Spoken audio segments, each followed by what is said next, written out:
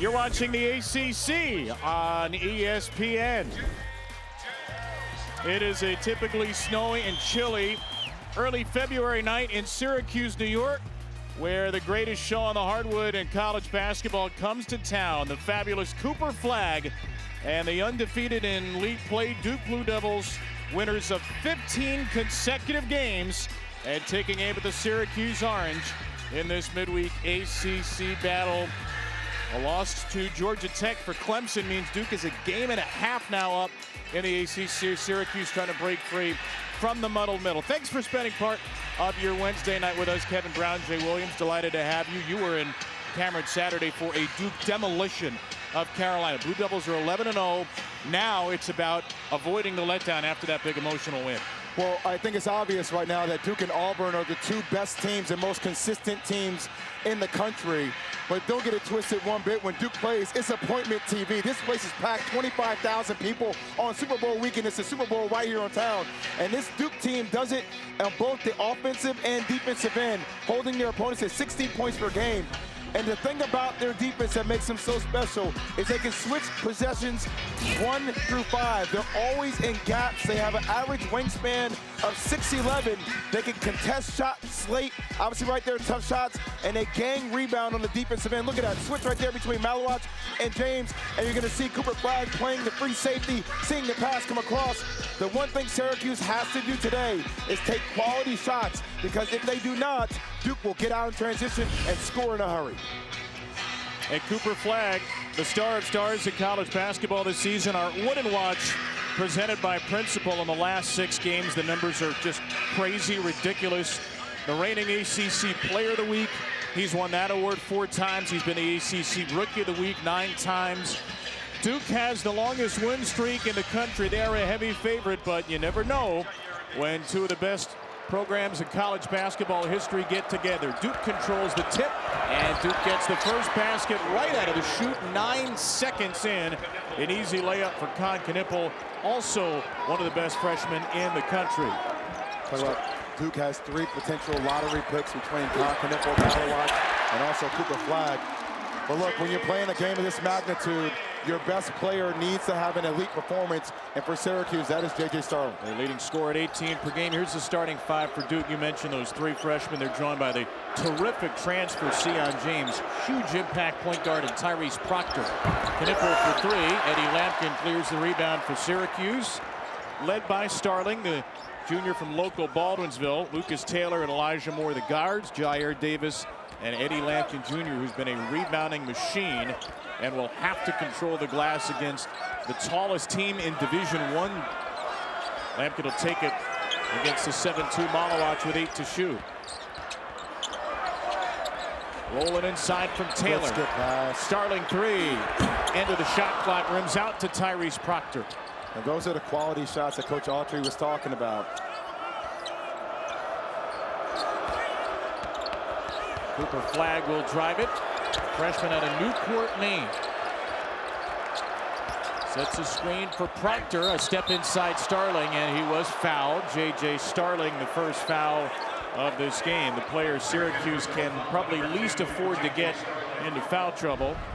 Tyrese Proctor with 17 points in that game against North Carolina. But look at the stutter step right here. That little change of speed is just enough that Lampkin has to get back to Cooper Flag.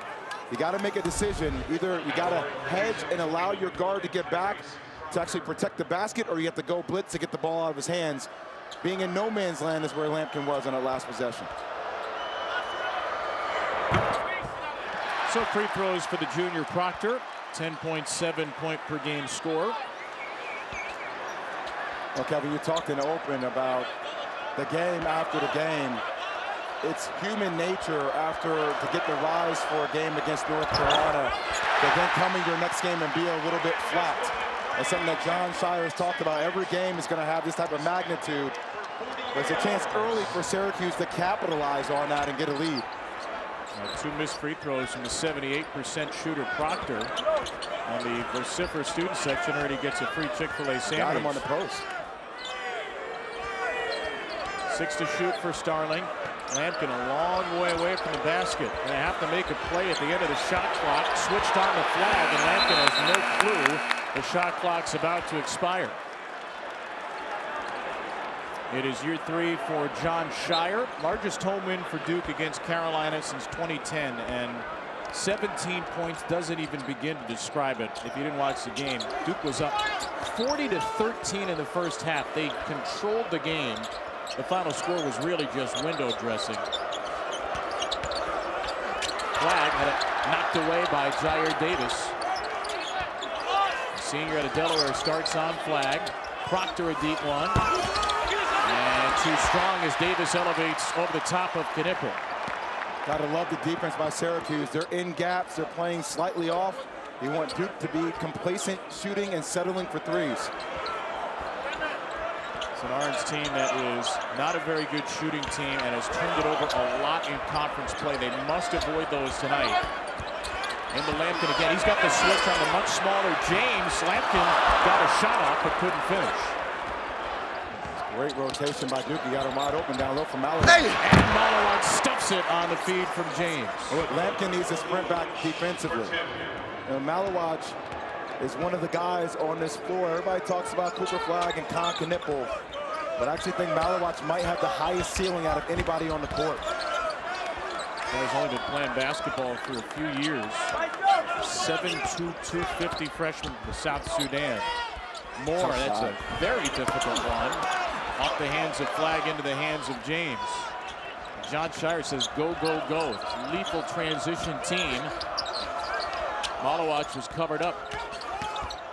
It's Proctor into the teeth of Taylor. Very difficult shot forced by Lucas Taylor.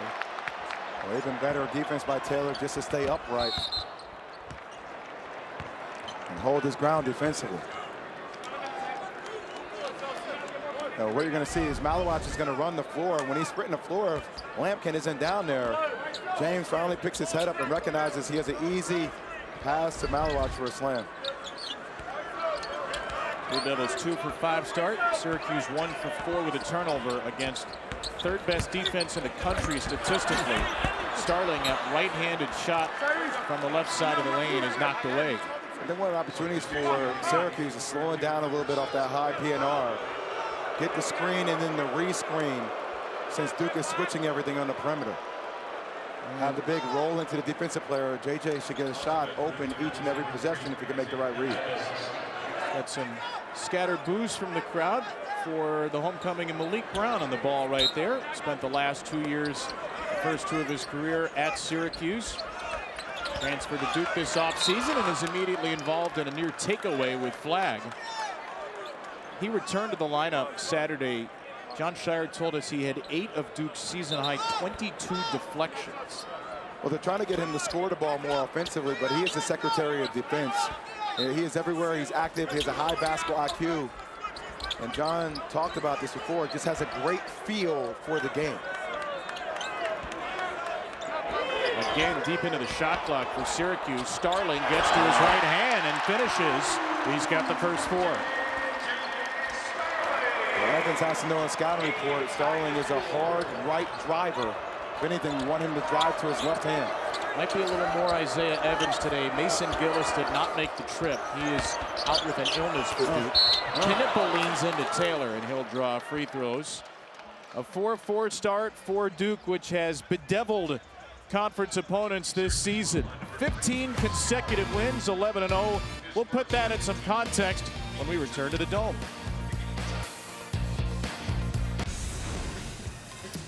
Been a sensational start for Duke. Even by Duke standards, this has been a special start. Longest win streak in a dozen years for Jon Scheyer's crew. 11-0 in ACC play. First time since 05-06. And 6 ACC wins by at least 20 points. The last time Duke had that high of a margin of victory in the ACC, the 2000-2001 team, which I seem to recall as having a notable player or two. Well, we won a national championship that year for Duke, and it was, well, we did it on a defensive end. I think this team, their ceiling is a national championship. And when you think about how good they are, both in their top 5 in offense and defense, and they hold their opponents to 60 points or less per game. And they play positionless basketball. They switch positions 1 through 5. It's probably the most connected team I've seen Duke have in a very long time.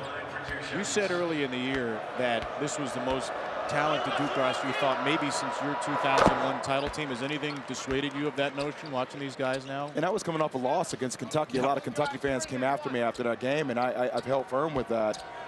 Just because Knipple and Flagg and Malowacz play older, but they're fearless, and they don't know what they don't know. That's why you have guys like James. That's why you have guys like Gillis and Brown that come in and add that veteran experience. I mean, Gillis is not here, but I talk about a guy who played a national championship game. And then Tyrese Proctor and Foster are two guys that understand the continuity of the system and how they play. All the pieces fit for this team. Now, whether that translates to them winning a championship, we will see. 6-4 lead off the free throws by Knipple. Rainbow three by Lucas Taylor, grabbed by Knipple. Duke has done well on the defensive glass so far. Knipple. If they're going to play in drop coverage, they're going to try to lure Duke into a lot of threes. You got to be careful with a guy like Knipple. You're talking about one of the best three-point shooters in the league. Leads Duke in made threes and 5th in the ACC. 38%. He misses his second there. And then So Brown takes it away and throws it off Lampkin. And Syracuse fans are all too familiar with that sort of play. Well, if Lampkin's going to seal him, he has to hold him off. Brown does a great job of just fighting over the top. They're not going to see it, but Lampkin has the size. Just got to seal him. You got to hold him. Malik Brown, all defensive team in the league with Syracuse a year ago. Flagg, such a tremendous distributor. Knipple, well balanced in the lane. Just using that 220-pound frame against Taylor. Call that bully basketball, dipping that shoulder. Nothing Taylor could do. And a game high 22 in the win over the Tar Heels Saturday. Brown knocks it so away from Lampkin again. And Lampkin slaps it away from Brown, who waits for Flagg to get the ball, and then it's poked away. Duke scrambles back so well defensively in transition, and the Ards cannot get an easy shot. Starling will pull up, line drive in at 3, and he's got all 7. Well, 6 for 18 shooting in the win over Cal. Last game, J.J. Starling has begun 3 for 5. Cooper Flagg has not gotten a shot off in this game as of yet. First one. And he rattles it home. Right on cue, Flagg, who has dramatically improved his three-point shot over the course of the year. Well, if you're Davis and if you're in gaps, you got to shorten that length. You can't be that far over. One of the hottest three-point shooters on this Duke team. You can't leave Cooper Flagg for a wide open chip. 12th straight game with a made 3. Flagg. Moore gets a look, and then Evans with a late denial. And then Brown tips it ahead. Starling will let it float out of bounds. You talk about Malik Brown just playing passing lanes. Great job getting out there, but you love the hustle by Lampkin getting back into it. And this is where Syracuse has a chance, driving into those gaps. J.J. Starling relocating to the free throw line extended, knocking down the 3. And then, once again, I said before, you can't be that far over in the gap if you're Davis. You got to stay a little bit more connected to Cooper Flagg roaming on the perimeter. Those are long closeouts, and Flagg is so good at always catching the ball ready to shoot, but also triple threat, can put the ball on the ground and get to the rim. He's going to get his first breather as Patrick Gungba, the 6'11 freshman, checks in. Ted Valentine's going to send Duke back to its bench. The officials are at the monitor right now. By the way, how does Ted look exactly the same of when he was reffing me in 2001? How is that possible? It's whatever is in the sports drink, he keeps at our table during the games. He's well hydrated. It's like a keto diet. I don't know what's going on. All right, we're told that the officials are checking the shot clock. I think because possession did not change, but the shot clock had gone to 27. So now the clock's back at 6 because there was no change of possession. So Syracuse has to do the length of the floor with 6 to shoot. Adrian Autry, year 2 for Syracuse. After 2012 season a year ago, this has been a disappointing year for the Orange. 4-7 in the ACC. They did beat Cal Saturday on the road. Felt like he played their best. His team played its best first half of the season, leading by 17 and winning that game by 9. And changing up defensively too, playing zone in that game, man to man, going back and forth. Well, they're going to have to get it all the way down the court here. Starling hustling down. Starling off the front of the rim. Pressure by Duke made it difficult. We've got Brown and Gungba together right now. John Shire told us we might see more Malik Brown at the 4. And Brown steps out and misses a 3. A foul against Gungba. Well, following our game here on ESPN2, it's another significant game in the SEC. 2 bubble teams. Arkansas coming off maybe the win of the year in college basketball. John Calipari going back to Rupp, getting a win. Now they go on the road to get Trey Johnson and Texas. Really good game at the Moody Center in Austin. We saw Trey Johnson earlier this year. Special score. Super special score. Did you get a chance to watch that Arkansas-Kentucky game? I did. I mean, what an incredible sight. Deuce Thiero with a big-time performance. DJ Wagner coming back home to Kentucky and putting on an absolute show, getting a win on the road. There was a lot made of Coach Cal's return. It was the former Kentucky players who really led the way. Try to get Arkansas back in the tournament mix. Evans rattles around the 3. There are some of the big numbers you're talking about. Big Z, Zvonimir Vicevic as well, had 14 as Arkansas shocked Kentucky.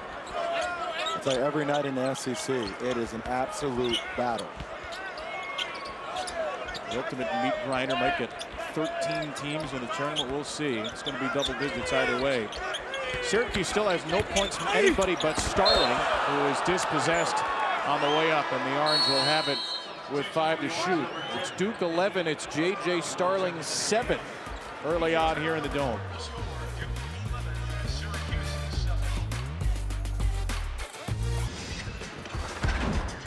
National title winning programs.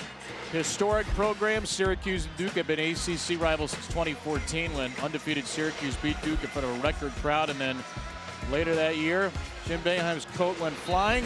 He thought it was a charge, it was a block. C.J. Fair. John Gillum beat the buzzer in 17, and the Orange, led by Elijah Hughes, took down #1 Duke in 2019, but they have not won since. 23rd meeting overall at 16-6 Duke. Jim Boeheim, the head coach for a lot of those in the ACC.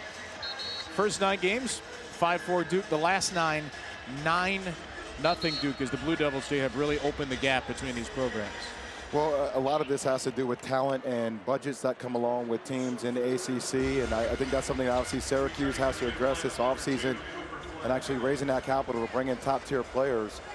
And when you think about who's coming in next year, and Cayenne Anthony, the son of Carmelo Anthony, Sadiq White, another special, phenomenal player, along back with Donnie Freeman, this team is well on their way. We've got a great look out of the timeout. Chris Bell misses his first shot attempt. Naheem McLeod's on the floor for the first time, as is Petar Majstorovic and Jaquan Carlos, who's Starling, the only starter in there. And here's his 2-3 zone. Yeah. Brown into McLeod. Flag back on the floor for Duke. That's where the play is every time. You got to look opposite. You catch the ball in the middle. Great job by Gungba to turn, face, look opposite, kick it right to Evans for a knockdown 3. Well, that's Duke's best 3-point shooter, Isaiah Evans, another freshman, 45%. So Duke doubling up Syracuse right now. Still, J.J. Starling, the only Orange player to score. And you think about Isaiah Evans, 74 of the 86 shots he's attempted are threes. You know, I think the next step for his game as he continues to gain more experience is not being as one-dimensional, but he is a dead-eye shooter. Gungba, you talk about having the poise, catches the ball, takes a second to probe, turn, face, looks weak side. Evans with his hand ready to knock down a 3. It's an amazing note on this Duke team. They're assisting 61% of their made baskets. That's the highest assist rate for Duke since the Dick Groat team of 1951-52. McLeod, very little used this year, but he's played the last couple of games, and the big man scores. By the way, your 2001 title team is not far off at 58%. That's the kind of company this Duke team is in terms of sharing the ball. They'll share it again. Evans with a shot fake. Back for Proctor, a 3. It's good. Evans hit the last 3 and sets up Proctor for the next one. Yeah, great job by Evans to get to that short corner Force the defense to collapse. Proctor once again rotating over, knocking down the shot. Duke makes 10 made threes per game. 4 assists, 6 makes for Duke this evening. Starling guarded by the much taller freshman Flagg. Starling rejected by Flagg on a three-point try. By the way, I'm waiting for one Syracuse player to utilize a head fake and crack into the player, because every Duke player has left their feet for every shot. James for 3, it's good. A timeout needed by Adrian Autry as Duke hits 3 consecutive threes. And once again, just utilizing a head fake. Cooper Flagg, a lot of people tell you about how great he is offensively. This is why I said I think he's the most complete player in the country. But when he does on both ends of the floor, Duke knocking down threes, this thing's cooking out of a hurry.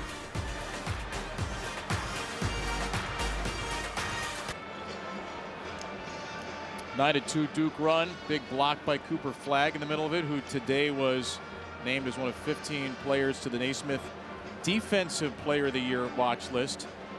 Leads Duke in scoring, in rebounding, and assists. Also leads them in blocks and steals. 1.2 blocks a game, 1.5 steals a game. By the way, in all of those categories, he's in the top 9 in the ACC. Will be the 4th freshman to ever win National Player of the Year. Zion, Anthony Davis, and Kevin Durant have been the recipients of that award. And I think as of right now, I think he is ahead of Janai Broome. Is it a 2-person race? Yes. It's between Cam Jones, he's in that too, but I think it's between those two respectively. Bell puts it on the deck and rattles home a 3. A needed answer for Chris Bell. This play's been so much better since he's came off the bench. This doesn't seem to be forcing it, knocking down shots better from the perimeter, really extending that defense offensively. Evans allowing Starling into McLeod, spiked off the glass.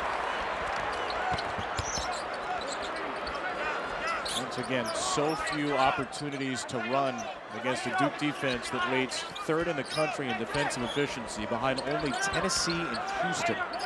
Just look how far out Syracuse is running their offense. Good pass. McLeod catches and finishes. 2 baskets for Naheem McLeod. And John Shire will take a timeout. Naheem McLeod had 6 points on the season, and he's got 4 in the last few possessions. Well, Chris Bell and Naheem McLeod, Syracuse is going to have to find some offense from everywhere, trying to hang with this Duke team.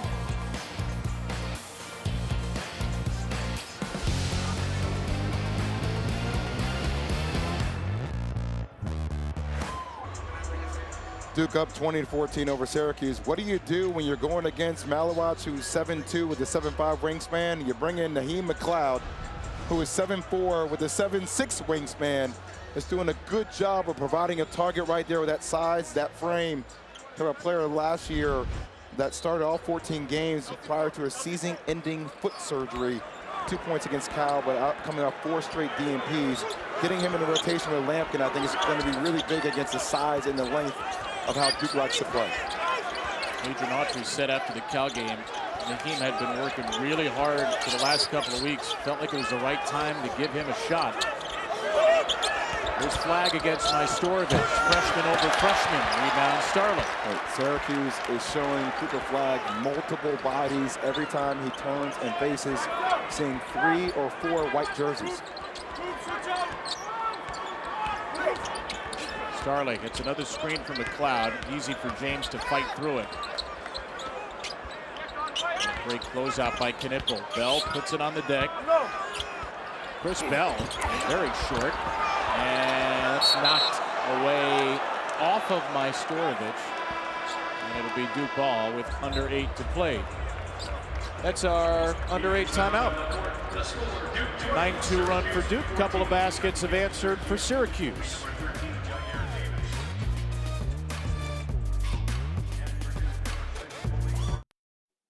This is College Game Day. The energy, the passion, it's just different here. There is nowhere better for basketball. Get them riled up. That's incredible. College Game Day live from Ames, Iowa, Saturday, 11 a.m. Eastern on ESPN. You will be there. Jay Williams, Jay Seth, Dre, and Reese. TCU, Iowa State. Really good Iowa State team that's dropped a couple in a row, trying to get back against the Horned Frogs. You were just at Cameron for Duke, North Carolina, and if you're an ACC team, you're probably on the bubble right now. Wake, SMU, Pitt, second, third, and fourth teams. That boy, a tough week for UNC, which was in Joe Lunardi's projected field a week ago, and it's fallen way, way out. Yeah, North Carolina have another shot against Pitt coming up very, very soon. Same with Wake Forest. I mean, that's where the ACC is right now. A lot of teams trying to crack open. The only problem is you don't get quad one opportunities as of right now. So some of these potential out of non-conference games will come in very heavily down the stretch. Out of the four we saw there, Wake, SMU, Pitt, UNC, who has the best shot, you think, to make a push? I think Pitt, probably. Just because of their guard play, the way they can line up. I know they're going in and out, but I would probably say they have the most talent. Wake is there, too. Wake gave Duke a good fight week and a half ago, ultimately fell at home. Proctor for three. Like we talked about, if you keep going under those screens, I know Syracuse typically sits in deep drop coverage, but if you're Tyrese Proctor, Con Knipple, Cooper Flag, you have the green light to shoot every time you see that opposing guard go under. Duke has hit 5 of its last 7 from deep. Very good three-point shooting team, and they take a lot. Davis fading and scoring over Knipple. Really like the poise right there by Jair Davis.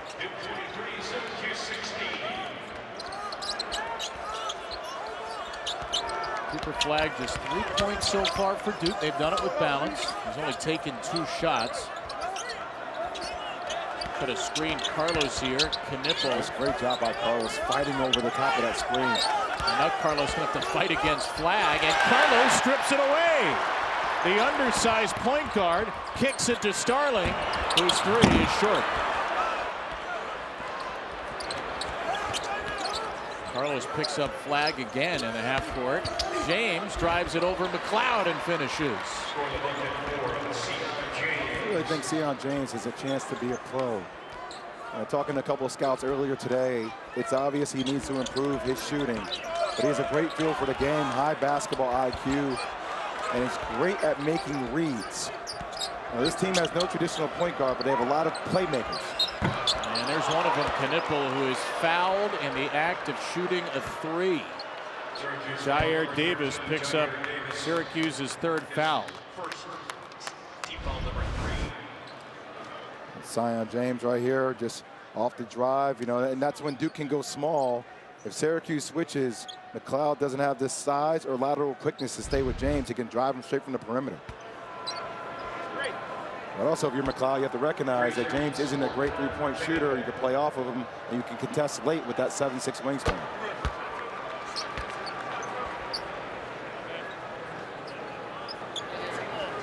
The first of 3 for Knipple, 87% free throw shooter. Look at the last 5 games, and that's including a goose egg at BC. 25 at Miami, hit 6 threes. 22, 5 assists and 2 steals against Carolina. What impresses you most about Con Knipple's game?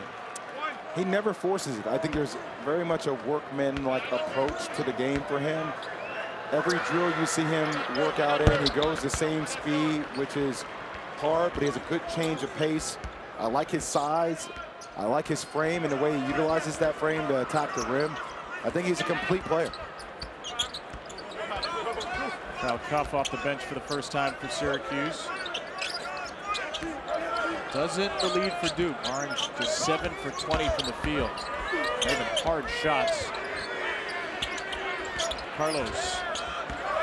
Cuff just off the bench. Gets it up to the rim. And the putback there by Davis, who sealed Knipple and got fouled. You know, Davis at 220 actually has the frame to carve people out for offensive rebounds. Con Knipple got caught standing up right there, starting at the flight of the ball and not boxing out Davis. Great job by Davis to recognize that. And just sometimes Duke tries to rely upon his athleticism to get those rebounds, but he was carving out space left and right. Davis can't convert from three-point play. Syracuse has been great on the glass. Every offensive rebound in the game, and they're +6 overall.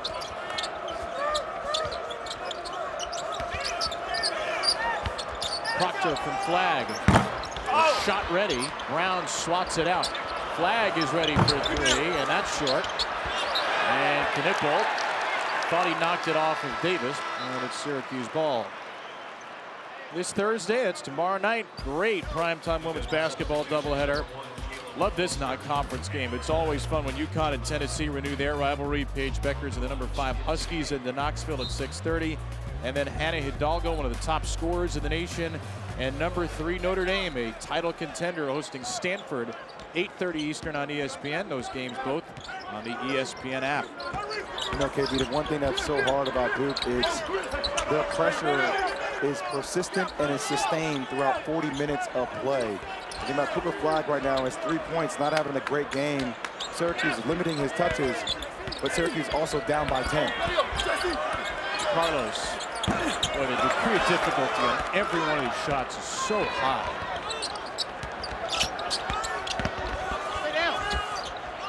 Caleb Foster just off the bench.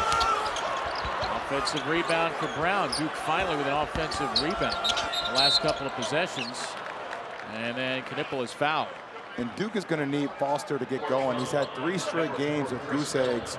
Was held scoreless against North Carolina. I know that shot has been struggling, but they talk about a guy who started last year, 11 points off the bench against Auburn. But he's a guy you need to keep engaged in offense because he's another playmaker, and he does have the ability to make critical shots. Made a ton last year, and I think as Duke gets later into the season, they're going to have to find ways to get Caleb Foster going. Foster good for 3. Out of bounds, Knipple undercut. Hey, you can take my legs out like that? The rebounder, Lucas Taylor.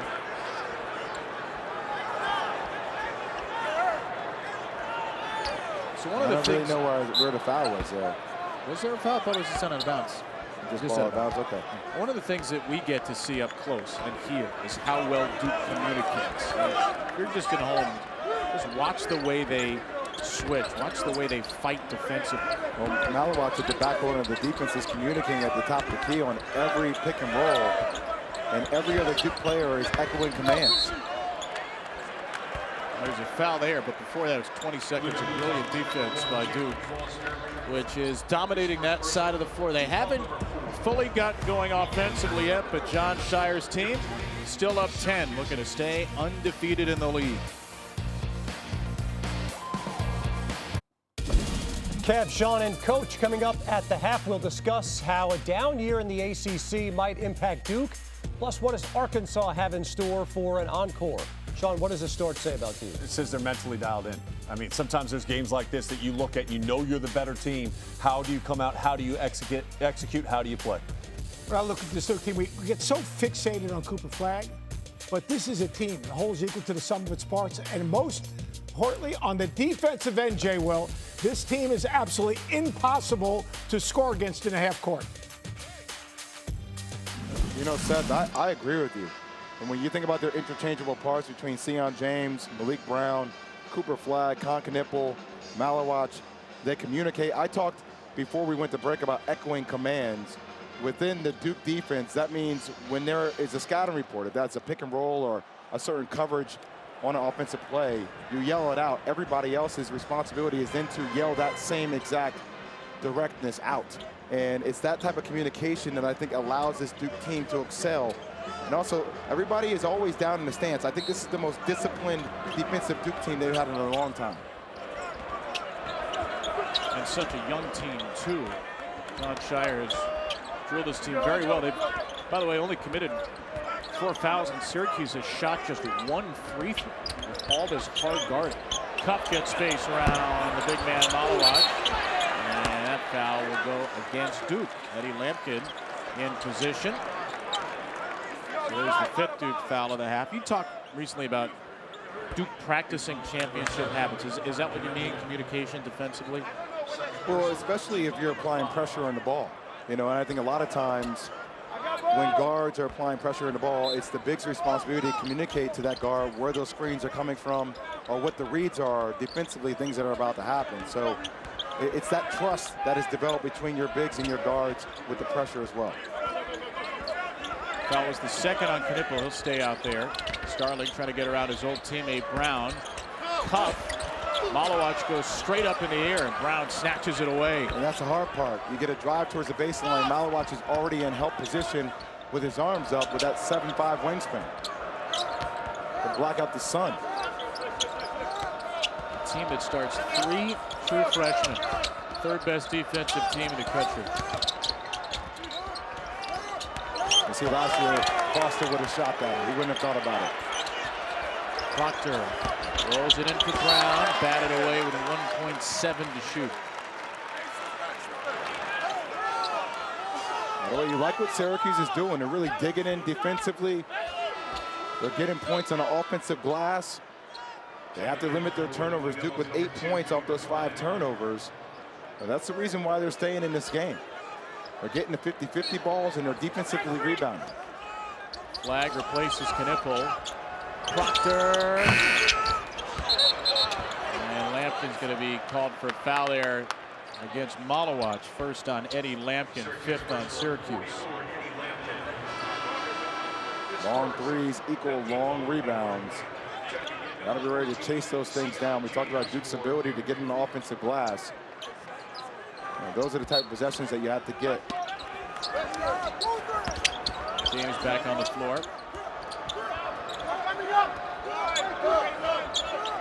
Flag. That's where he's going to get a shot. He's going to get a shot on any pick and roll with Malowacz because Lampkin is in such deep drop coverage. He's going to get a mid-range shot each and every possession if he wants. 5 for Flag. It's Duke by a dozen.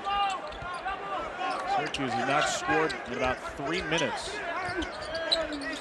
A great job by Cooper coming from the weak side there to stop Lampkin on the slip.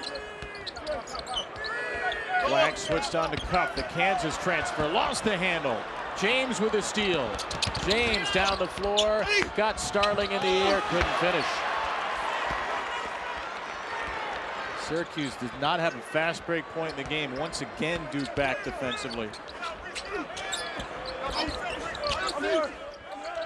Taylor. Just listen to the communication on the court. Wow. Found Lampkin. When we talked about Lampkin sealing, Malowacz trying to be aggressive. He kept him on the high side, sealed him off.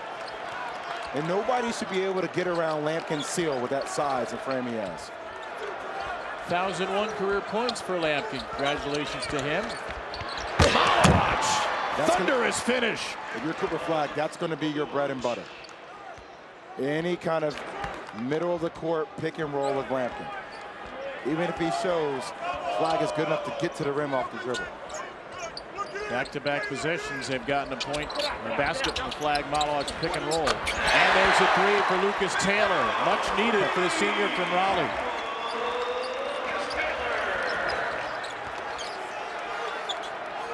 Coming off a season-high 19 against Cal on Saturday. Flag, another mid-range jumper, and a late whistle. Adrian Autry incensed. Flag will shoot 2.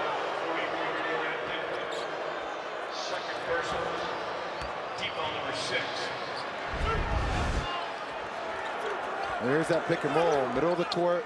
Lampkin in that drop coverage. You know, Davis is up on the high side. He's going to get that pick and roll each and every time. And then offensively for Syracuse, Starling. I love this on the screen. Cooper tries to jump on the screen. He rejects it. Kicks the ball to the corner, forces the defense to help on the help side, knocks down a shot. You got to get creative with that high PNR if you're Starling. Foul was Lampkin's second. We was talking about that, you know, sometimes if you're stalling, if you're at the top of the key, since they're switching or if they want to jump it, sometimes you can catch Cooper Flag's head leaning in one direction or looking at the screen. And when he does that, that allows you to reject the screen. And Starling has to be able to make those reads with his eyes. And that takes a certain level of awareness each and every possession. And 2 more free throws for Flag at the other end. You saw the note there. Since the 11th, 60 attempted free throws. The rest of his team combined 77. And he's shooting 80%. Under a minute to play in a first half that has been controlled by Duke, which has not trailed.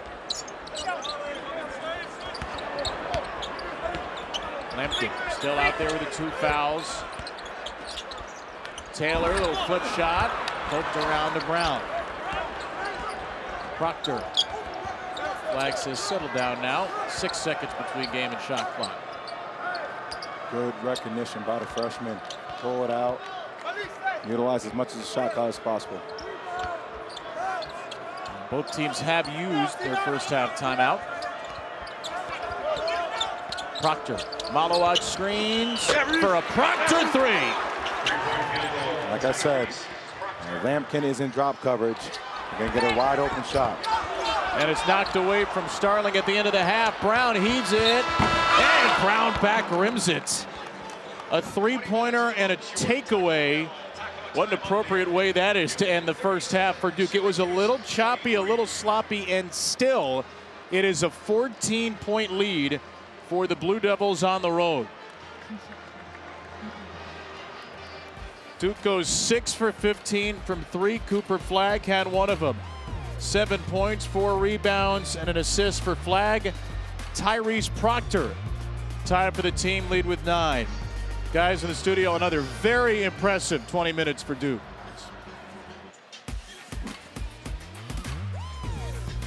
Beautiful Hall of Languages overlooking the campus here at Syracuse University. A winter storm approaching tonight.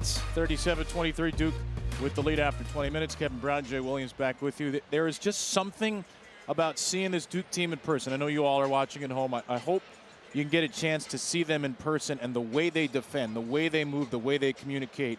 They are such an elite team on that side. I feel like we're almost playing a drinking game. Every time I say wingspan, you should take a shot. I mean, but that's honestly what you think about with Duke basketball is their size, their length, and how they do it defensively. First off, they knocked down 6 threes, 24 points in the first half. This is a team that averages 10 made threes per game. You talked about their assisted shot ratio. They're so good coming off ball screens and having their hands ready to shoot. And then their defense is that of a boa constrictor, right? They just drain the life out of you over time, and it's consistent effort. Fighting to get over the top of screens. Look how Malowaj hedges out hard. Once again, fighting under the screen, just a sense of urgency on the defensive end.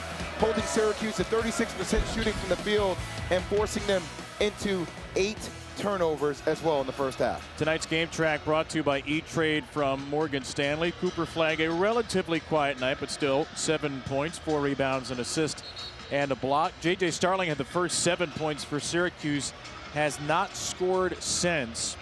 7 Syracuse turnovers, 3 of those steals for Malik Brown in his return to the Dome as an opponent.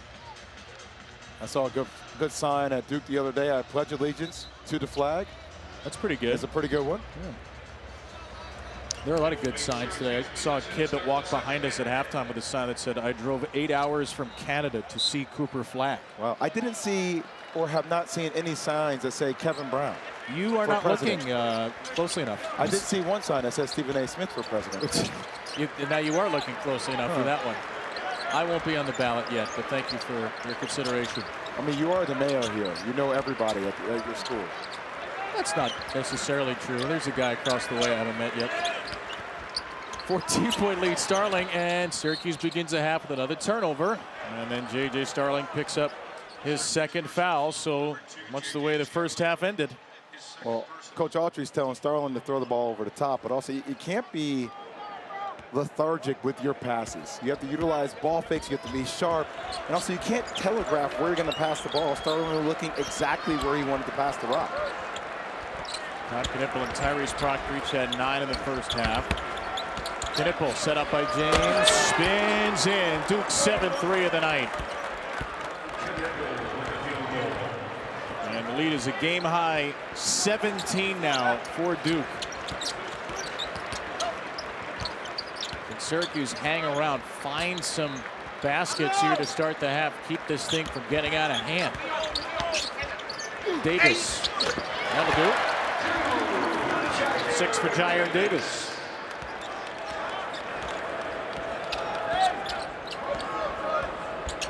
Blue Devils shooting 46% from the field, 7 of 16 from 3, and they've only turned it over once.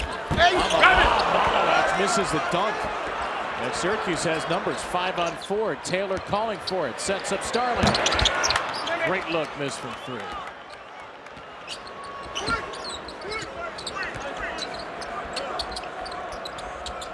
Flag. Again in that screen with Malawach. And Malawach is fouled on the catch. Well, Taylor, you're going to see Taylor dig in to help on this drive right here on James, and no need to be that deep on the drive. You got to hedge. You got to get out to a perimeter shooter that's shooting 38% from the three-point line. You can't allow Con Knipple to catch and shoot wide open. This is what he does. Minus that. They got lucky there. Foul was Lampkin's third. He stays out there, the Syracuse big man. There we go. Off his hands, though. You like the idea there? Well, drag that screen out. Force that defender to come with you. Proctor elevates and scores it over the top of the freshman Moore. Thought he got away with an offensive foul right there. He extended that left arm. It's a good shot, but should have been called. Second double into double figures because of the uncalled foul. 13-0 off turnovers right now for Duke. They've been letting Davis work, and he draws Knippel's third foul. They're letting Davis work, but the ball isn't moving. It's not rotating the defense. They're going more to an isolated set. And if you're John Shire and if you're Duke defense, you'll take contested fadeaway jump shots by Jair Davis all day long. Somebody should dive right to the basket. Well, he's not protecting the basket. He's parallel to the inbound. Turn, face, go baseline. Gonna isolate Davis again. Another fadeaway jump shot. He hits another. He has great body control. As long as they keep isolating blocks, he's going to get the shot he wants. Town hero from Delaware led them to their first NCAA tournament 2013. Proctor, Malawach, push Lampkin, no foul either way. Like it, they're turning Malawach into a scorer. How little offense have they run for him throughout the course of the year, Yeah, too? but I like the strategy of your archery, right? Force Malawach to be the one to beat you. Lampkin sets up Davis again. Keep running it back. He's got both baskets in the half. That one a brick, and that will be Syracuse ball. And I don't know why Davis settled for the shot right there. The turn to face on Con Knipple. And keep punishing him, keep driving him, get into that sweet spot within that orange gap in the lane. Malik Brown replaces Malawach.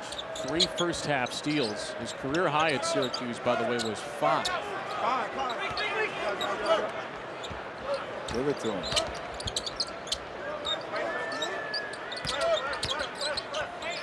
Very stagnant possession here. Taylor hoists a 3. It's not close.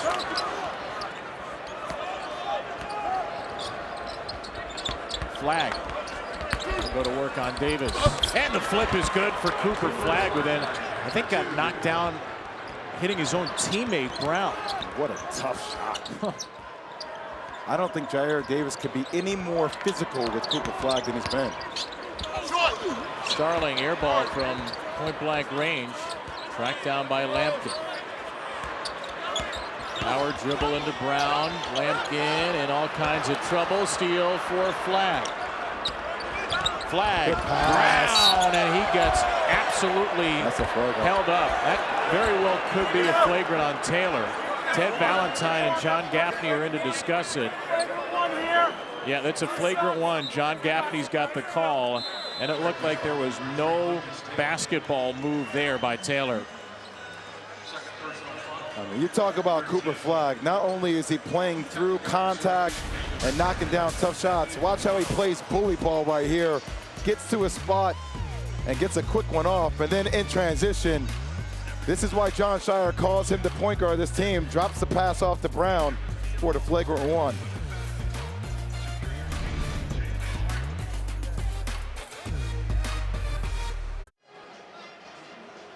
Duke has tied its largest lead of 17. Chance to add to that after a flagrant foul committed by Lucas Taylor on Malik Brown. But you love the pass here by Cooper Flag to set this up. Yeah, just watch Cooper Flag's pushing the ball up the court. Malik Brown is not even in the picture yet. Goes a little bit sideways, drops the pass right there. And everybody always keeps talking about, and that is a flagrant one, the lack of a traditional point guard on this team. I'm just going to go ahead and say it. They're wrong.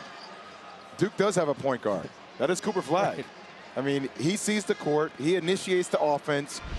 Him and Knippel in that high pick and roll, he acts as the de facto point guard for this unit.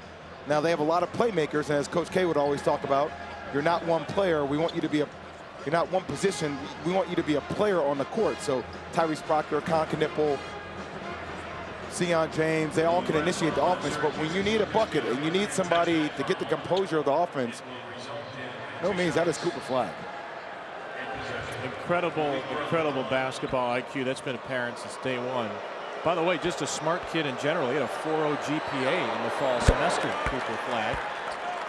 You saw that this summer at USA Basketball when you had guys like Stephen Curry and Kevin Durant and LeBron James all bloviate about not only his skill, but his ability to make reads. And that's the hardest thing. It's a lot of times for freshmen, the game is going at 8,000 miles per hour, and certain players have that ability for the game to slow down. And even if the game being slowed down at this level, it's still extremely fast at the next level. Cooper was making reads at the next level, at the highest of the next level. Points created, the quarter system, 31 a game. He might create some more here. Davis fouls Brown. Another terrific find. Like, once again, just it's one dribble with the left hand. Watch, ball gets rotated. Here comes the screen. One dribble with the left hand. Boom, right in the pocket. I mean, that's a pocket pass. That's precision passing. And when we talk about the complete player, I know a lot of people get angry at me when I say that, but it's the precision of the passing. It's the shooting that's gotten exponentially better. It's the ball handling and making the reads. And it's also the defense. I mean, he could be a primary defender, but he's also incredible coming from the weak side and making those defensive adjustments and getting a lot of tips and deflections. 7th in the ACC in assists, 7th in rebounding, 2nd points, 7th in blocks, 9th in steals. Again, like I said, the most complete freshman I think that has played Duke in Duke basketball history. I know that's a lot of incredible players. That's Grant Hill. I think Grant had a high upside. I don't know if Grant scored the way that Cooper does right now. I know that Zion was prolific, Marvin Bagley prolific. I'm not sure that either one of those guys as defensively as good as Cooper Flagg and making reads. It's complete. It's all facets of the game. Jaquan Carlos faded over Proctor. Syracuse running the fadeaway offense here in the second half. All three of their buckets turnarounds. The fadeaway offense? Yeah, just everybody shooting fadeaway shots. You got to come up with something new against Duke, I guess. Another pocket pass. Brown brings the Thunder off the drop down from James. Adrian Autry calls his orange over. Man, oh man. One assist after another. All kinds of talent on this court. All kinds of next level talent. Speaking of the next level, I'm told we have a big NBA blockbuster trade that just happened. So we'll come back with that, plus a little more college hoops.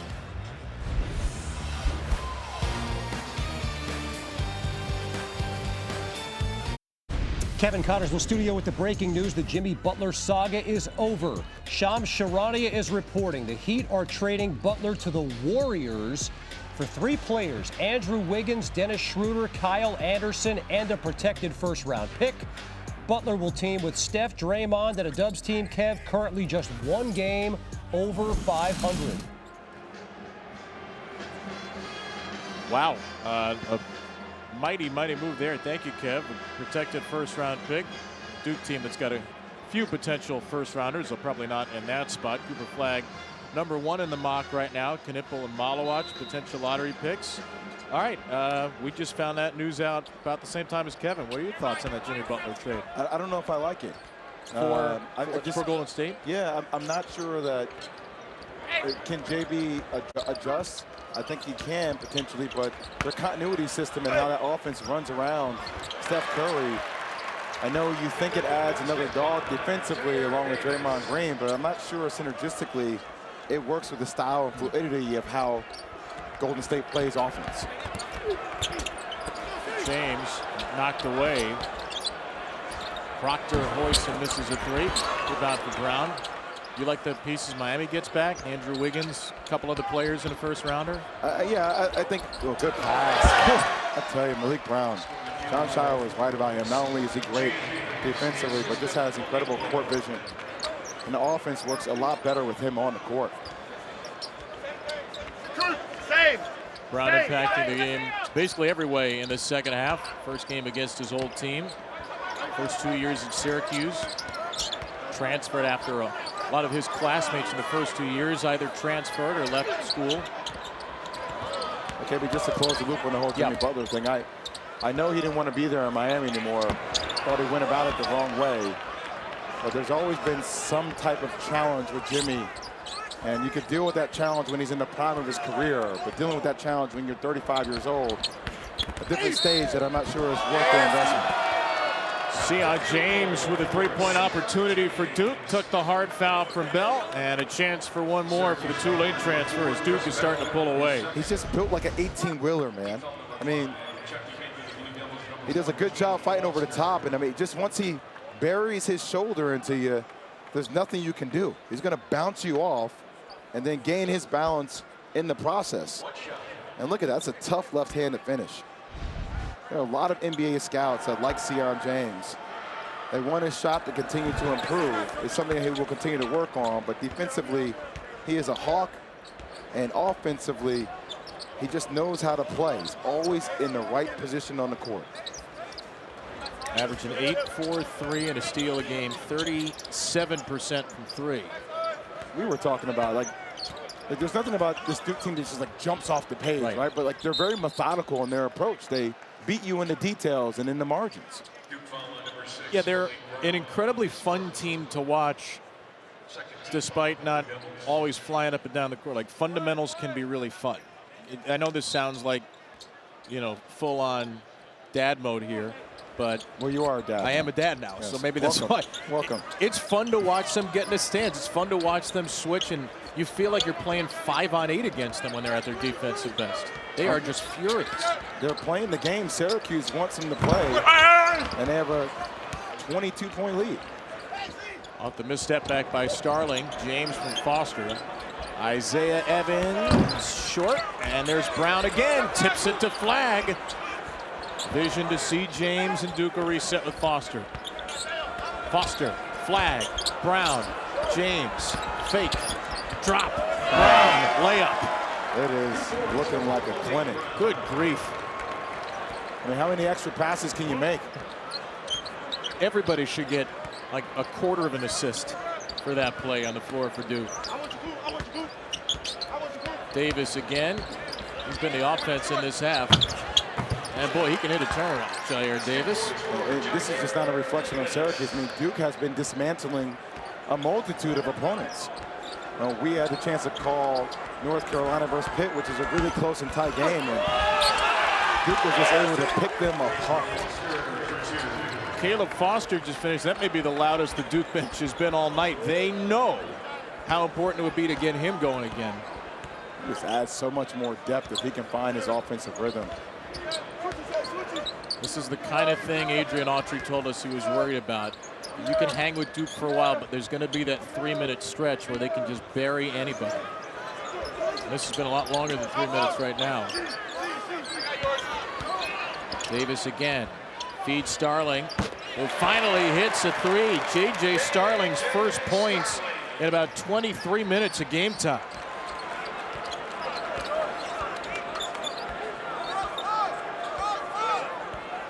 Instructions for Jon Scheyer for Foster and Flag. Foster, good hands by Carlos. And a Syracuse point guard will step through, and McLeod follows the miss. Carlos is really good at getting low to the ground and pushing up into your pocket. You can't afford to be lazy with that ball and play with it in front of him. All defensive team in the CAA and Hofstra a year ago. Actually played well against Duke for Hofstra last year. 10 and 9 assists. That's going to be a shot. Flag inside McLeod. A high flying flag.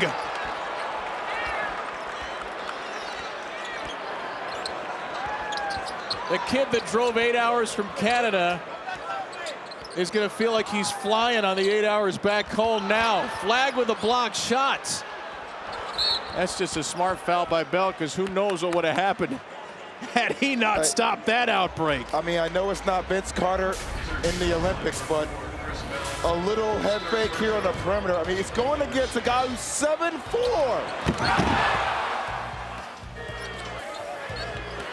I don't have to say anything. Just watch the highlights of the break. You're welcome.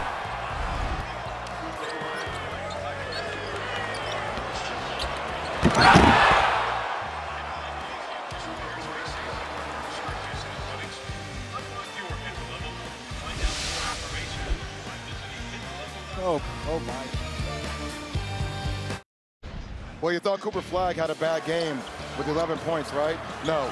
He impacts the game in a variety of ways. He's plus 21, leading Duke in plus minus. 11 points, 5 rebounds, 1 assist, 2 blocks. He just understands the sweet spots on the floor. He is relentless with his pursuit towards shots, and every once in a while, he has a SportsCenter top 10 dunk. What a play. I know we talk about Cooper Flagg a lot, and maybe if you don't like Duke, it's Proctor, it's a theory, you're sick of it. Here's the thing, he is worth it. Every game he does this kind of stuff. He's 18 years old. You know, the hype built and built and built over the past year or so before Cooper Flagg came to Duke. He's exceeded that almost immeasurable hype in a way that not many freshmen do. Nakeem McLeod gets a bit of revenge, and a season-high 8 for him. Yeah, but you look at that stat line, KB, it's 11, 5, and 1, and you're like, oh, there's nothing impressive about that stat line. But if you watch the game, the passes, the shots, the rebounds, the moves have been all very pro-like. Not a lot of wasted movement with Cooper Flagg. Cuff step back 3. McLeod. Tough rebound. That was the biggest yell for somebody that didn't get off the ground. Yes, it was. Now when you're 7'4", he needs to get off the ground. Cuff misses another 3. And this time it'll be Gungba entangled with Majstorovic. It's Duke ball on the arrow. Well, I only joke with McLeod, but you love the fight that he's bringing to the table. He's sprinting the floor, he's getting rebounds, had the strong finish, and got the offensive rebound. And look, frankly, Syracuse at times, they've needed fight. Not just tonight. Fought for a while tonight. They've needed fight this year. In and out in terms of the different rotations. They've had 8 starting lineups. They're still without Donnie Freeman, great freshman. They're not sure if they're going to get him back. He hasn't played in a month with a lower leg injury. And you see the boot on the right foot of Donnie Freeman right there. Red Autry told us they should know pretty soon whether or not Donnie Freeman is going to have a chance to come back or be shut down. Evans. Boy, that is a quick release. Isaiah Evans, another Duke 3, their 9th.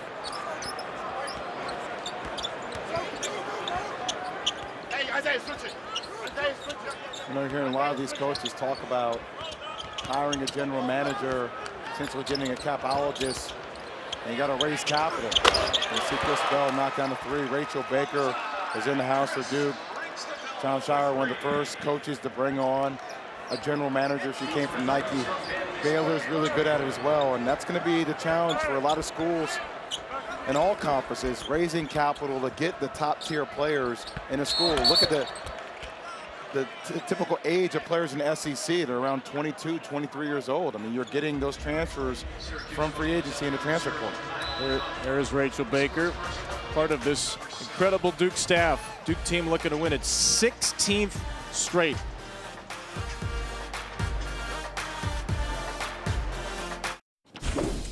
Louisville was knocked off Saturday, but Sean, Terrence Edwards and the Cards are back on track tonight at BC. Yeah, balanced, efficient play at the offensive end of the floor helps you organize your defense. It's exactly what they've done all night long.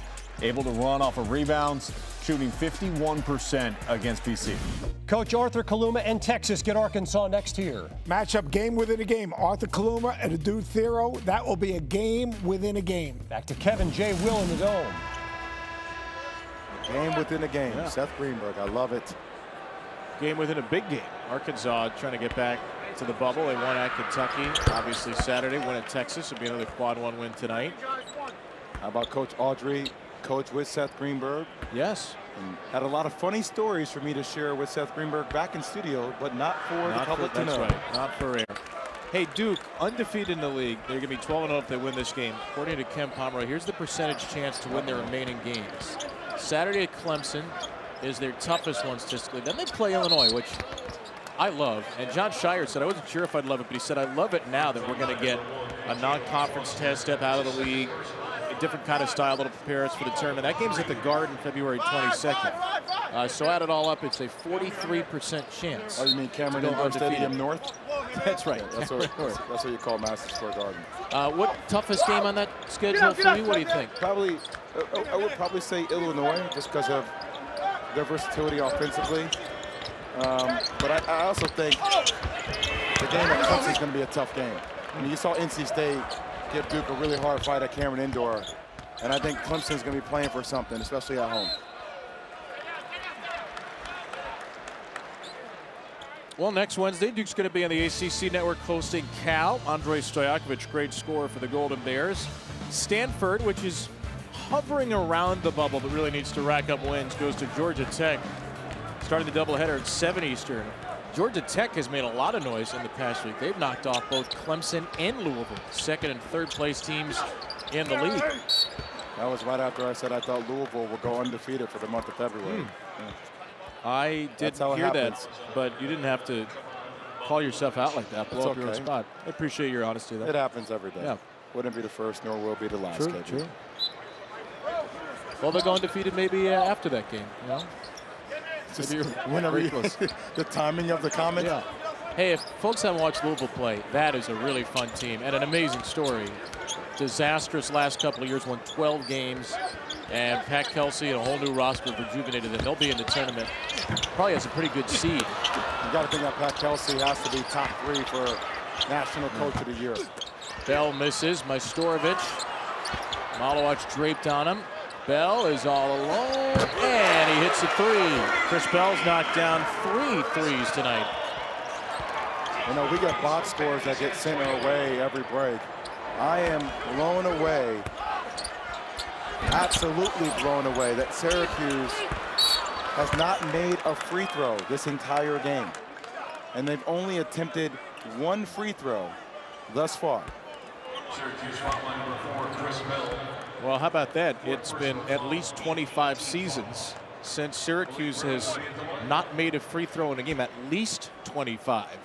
And it's not like they haven't been aggressive in attacking the paint. A lot of their shots have been ISO shots, kind of extending from the block, but it just speaks to the brilliance of Duke's defense. 1-on-1 miss by Brown, who has been as brilliant as anybody. Amazing game for Malik Brown. People don't understand how hard it is to play elite defense without fouling. It takes a certain mental discipline, especially to sustain that discipline throughout the course of a game. Ball knocked away. There's another steal for Brown. Who else? Foster. Tough finish for Caleb Foster over the top of Cuff. Couple of baskets for Foster off the bench. Majstorovic passes up the 3. Cuff will take it. In and out. Tipped by McLeod, and a foul. Going to go against Duke and Malik Brown.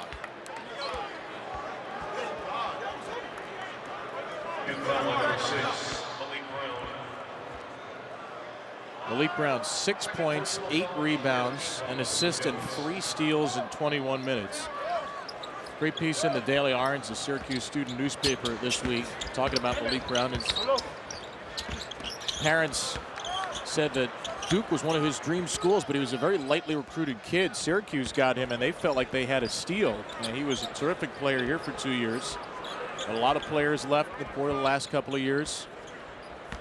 Malik Brown leaves, gets to Duke. As Proctor is fouled, he'll shoot 2. Don't forget, coming up next, Arkansas and Texas. Big week it could be for the Razorbacks. And the knockdown, drag-out SEC. ESPN2 right after this game and on the ESPN app. And if we are not done by 9, which we'll see, give you an update on where that game starts. You know, one of the things Jon Scheyer talked about, I was listening to an interview of him on my flight over here, about how coachable everybody on his roster is. And in today's day and age of the transfer portal with NIL, I don't think people at home understand how much of a rarity that is. That everybody on your roster pulling in the same direction. It's damn near impossible in today's game because somebody is unhappy with their playing time. Somebody's agent is trying to renegotiate their deal. They're unhappy about the amount of money they're getting or the way they're going to be positioned. And everybody in this roster for Duke seems that winning is above everything. And they're competing for something different. Now, Auburn could be the same. There could be a couple other teams on the same. It's just, you don't see this every single day in today's climate. Two longest win streaks in the nation, Duke and Auburn.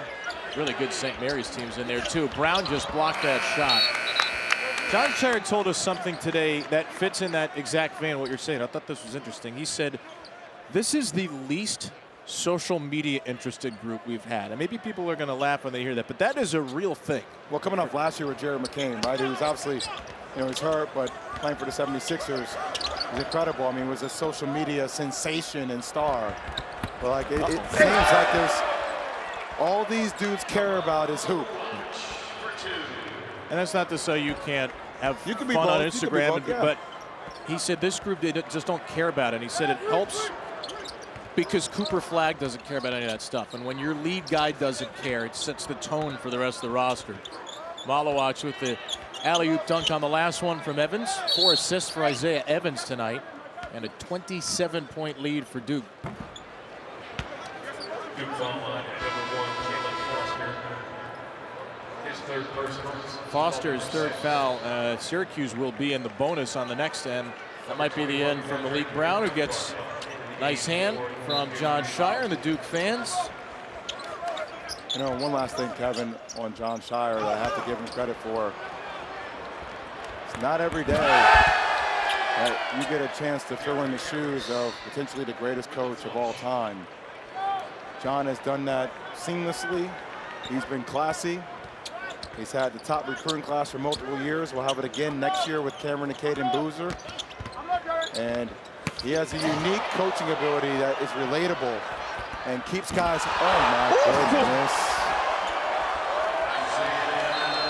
That is something that's not relatable to about 99.99% of the human population. What Isaiah Evans just did there.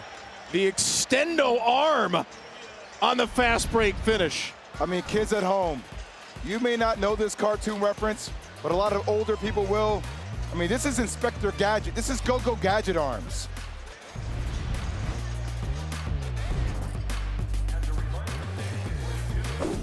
Over on the SEC Network, Tennessee is pulling away from Missouri, Sean, behind Felix Okpara.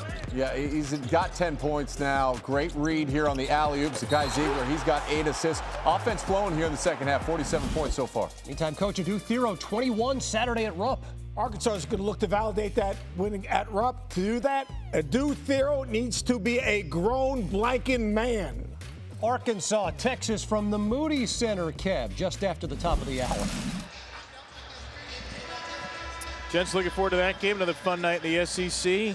Jon Scheyer and Duke, my goodness, up 31, 7 dunks in the game, and so much ridiculous ball movement. You just tell me what you don't like about the next series of plays you're going to see. A little drive, kick, short corner. Oh, Malik Brown with the dime. Oh, a pass, extra pass, head fake, get into the gap again. Another extra pass. Oh, reverse lay. And then a little head fake and a little show. I mean, Seth Greenberg in studio talking about a grown blanket man.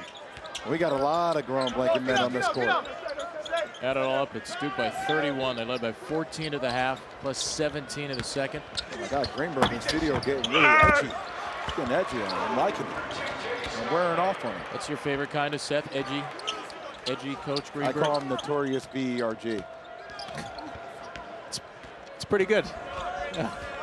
That was worthy of a snicker at least. Yeah. J.J. Starling, the last bucket. He got 12. Starling and Davis, the co-Syracuse leaders, with a dozen. There's another Duke dunk. It's Gungba. 8 Duke dunks I mean, the scary thing is, like, this is the end of Duke's bench, essentially, in the game, with the exception of Malawach. Before a free throw, really, we're going to have a promo for you tomorrow night.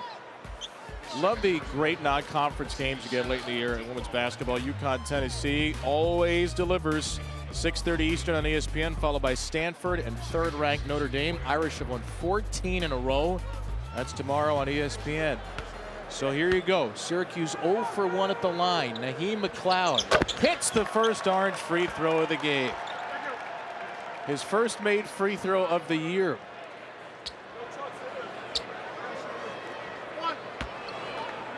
Just another tough night. We can go just watching you transition from excitement for the first made free throw of the game to a visual of Coach Autry. Well, it's been that kind of night. So, seriously, we talked about the Duke part of this, and we can keep. But the other side, where does Syracuse go from here? I mean, you have to continue to compete.